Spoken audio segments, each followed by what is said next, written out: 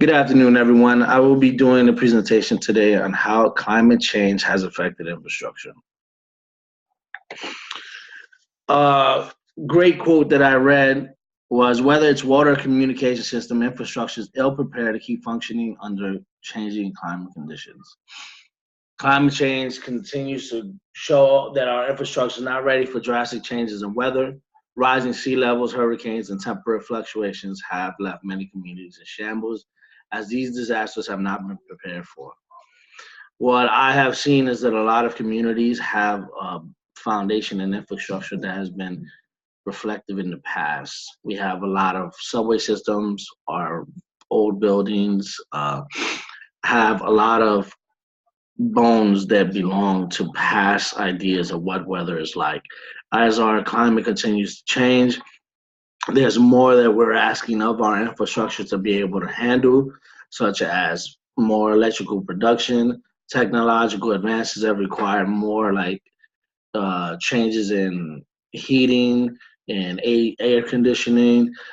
Different changes in communities requires the more use of water. More growth of population has created communities that are overpopulated. Then we have to continue expanding, causing problems where we overgrow into coastal areas. We have a sewer system that is not equipped in order to remove an abundance of water that would come from hurricanes. We have examples of where that's happened, where we've had Hurricane Sandy, with massive, severe flooding. Hurricane Harvey, we've had massive severe flooding.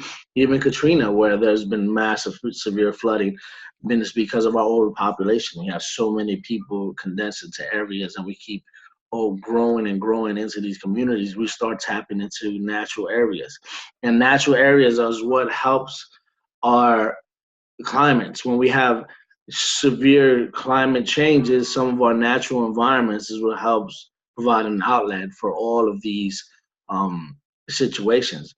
But we don't make it any better. As I said, whether it's water, communication system, infrastructure is ill prepared to keep functioning under climate conditions. We need to change our infrastructure.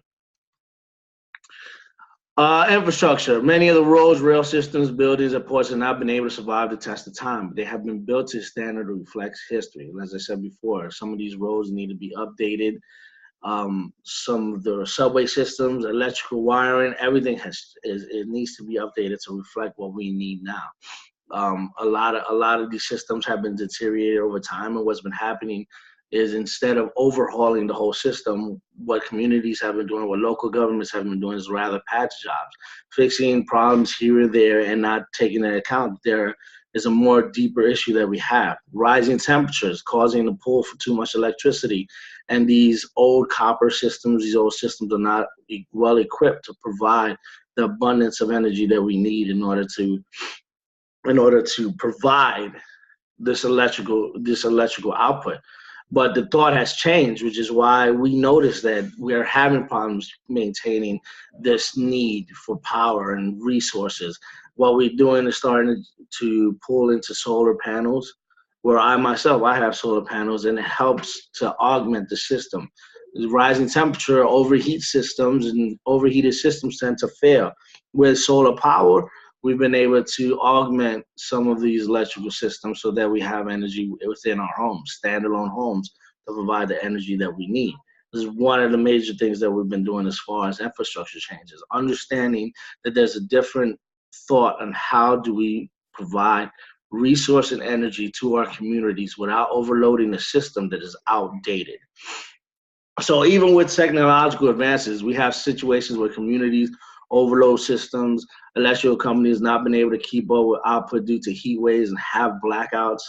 The rest of these systems don't include just the physical damage they might suffer. During a hurricane, a flood, or heat wave, the bigger impacts are our society, the economy, the environment, all which depend on the smooth function of these systems, which is what we can see in every disaster that we've seen. The community suffer hard. Without understanding how climate change is going to affect each and every single community, we don't plan well enough. We don't plan for an over stimulus of devastation, which causes the fact that people cannot get back to their jobs. People cannot get enough resources to make sure that they get back to some form of normalcy. Communities who need to get back to work quickly were working class families, middle class families, even lower class families who don't have the economy or the money to do that.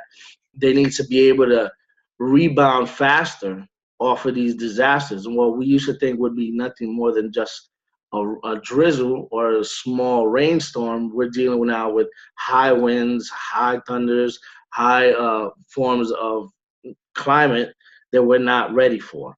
The complacency has been set where we think that it won't happen to us, but in reality, the way climate change is shifting, a lot of the things that we haven't planned for are what's coming to fruition. One of the main reasons why we have a problem with climate change and infrastructure is because it requires a large amount of money in order for mitigation to be funded. Large sums of money need to be put in place in order to change and do an overhaul of all these systems. The problem is we're having issues with paying for disasters that have already happened, like Hurricane Harvey, which had $100 billion worth of devastation. Hurricane Sandy, which had another couple of $1 billion of devastation. There's so much money trying to get these communities back up and running that we're not planning for the future. There have been small changes here and there. For example, in New York City, there was flooding in the Brooklyn Battery Tunnel.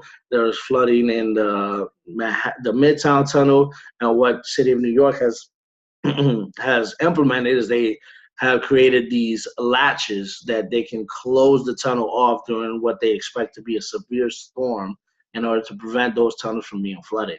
And those are small changes already now in infrastructure to understand that we need to change and protect ourselves in order to come out of climate change on a better foot. We have a lot of communities that are extremely vulnerable to multiple issues of infrastructure. An example of this is Superstorm Sandy, which caused an enormous amount of damage across the East Coast of the United States, especially New York. And I'll get into that in the next slide. So, Superstorm Sandy. Results during Superstorm Sandy. Hurricane Sandy was a devastating storm. Sandy affected 24 states and caused $71 billion in damage. New York subway systems flooded. The stock exchange was shut down for a couple of days, which is also a large loss of money for New York and for the United States. Gas shortages because gas stations without power, long lines of people trying to get some way to get oil, gasoline, so that they can get to and from work. You had infrastructure issues where in Breezy Point, there's no subway system, there's no buses, and 110 homes were burned down to the ground. So how are people supposed to evacuate properly?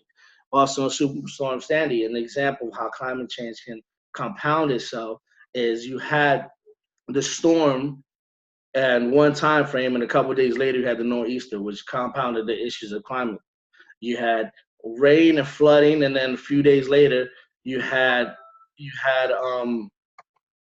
a lot of ice. Everything froze, and a lot of people were having way more of an issue trying to get back to what they needed to be. So compound issues in climate can also cause greater problems in infrastructure because now they've been affected by one storm and you have yet to fix the problems that storm has created to turn around and have to deal with a compound issue where everything is frozen. So another example is high temperatures in Yuma. Dry temperatures causes a lot of wildfires. You have a lot of outlying infrastructures in outer areas. You have antennas, power lines, things that are stuck in the middle of these firestorms, and they get destroyed, and people lose the lack of communication. They lose ways to keep in contact with each other, power outages, and it compounds the issue. So infrastructure needs to change so that you bring these mainframe priorities closer to communities so that communities can keep better watching them. Because the other problem that we have in infrastructure is that we're so used to having them out there and doing patch jobs that we don't provide enough maintenance to make sure that these things stay up to date. So, as I said, daily record-breaking heat and wildfires sweeping across southwestern United States. Scientists claim that is a clear sign of man-made climate change. Heat waves are a normal occurrence, but climate change makes the situation worse. This is an example of how as to how a shift in what is normal climate, we are dealing with a more volatile environment. And what the bullet point states is scientists claim that there's a clear sign of man-made climate change. What that's referring to is you have a lot of natural resources, the way that we burn fossil fuel. Oil petrochemical refineries are putting large amounts of carbon into the air. And carbon, which compounds the UV rays from the sunlight, is what is causing this greenhouse effect, especially in areas that are already extremely dry and hot. California and Arizona, excuse me, Arizona and all these areas that are extremely dry weather. So we need to change how we use fossil fuels. We need to change how we use certain um, fossil fuels in order, the way we burn them, the way we come up with different ideas to have clean energy. Mitigation ideas that I have: we need to provide a financial budget in order to update outdated infrastructure. We need to have a budget for that and continuously be moving forward and understanding that climate change is going to affect the way things are done. Changing, for example, in Hurricane Sandy, the buildings that are there, the buy it back program, where they bought homes back from homeowners who were in a flood zone and paid them what it was market value, and then did not develop on those areas, making sure that they stay undeveloped, so that you try to build back the natural reservoirs to have an outlet for flooding. Trying to bring communities out of areas that are susceptible to climate change related impacts, changing the geography of communities, where they are, where you want them to be, maybe bringing them closer together. That way resources are pooled together and people have a way in order to rebound back from disasters. Many urban areas need to make an effort to have buildings changed to be more water and energy efficient, and creating buildings that are more adaptable to climate change. You have modified buildings, some buildings that if one portion gets destroyed, you can still function with the rest of the building. It's called modular. Those are the ideas of infrastructure that we need to bring in, and that's how we need to think. So that way you continue creating a community of resiliency. We also need to be prepared for these issues. Protocols need to be set in before storms actually happen. Insurance programs need to be overhauled so that emergency funds can be available to citizens after disaster. And early warning protocols are important to prepare for an impending disaster. Changing location of critical mainframe infrastructures I think, is very key, as they bringing solar panels in, changing the way that we use energy, bringing antennas, communication closer to our communities and not so outlined, so that we can maintain a clear eye on them, so they get the maintenance that they need. So moving things closer to communities is a better idea in order for infrastructure to be more resilient. Thank you for your time, and that has been my presentation.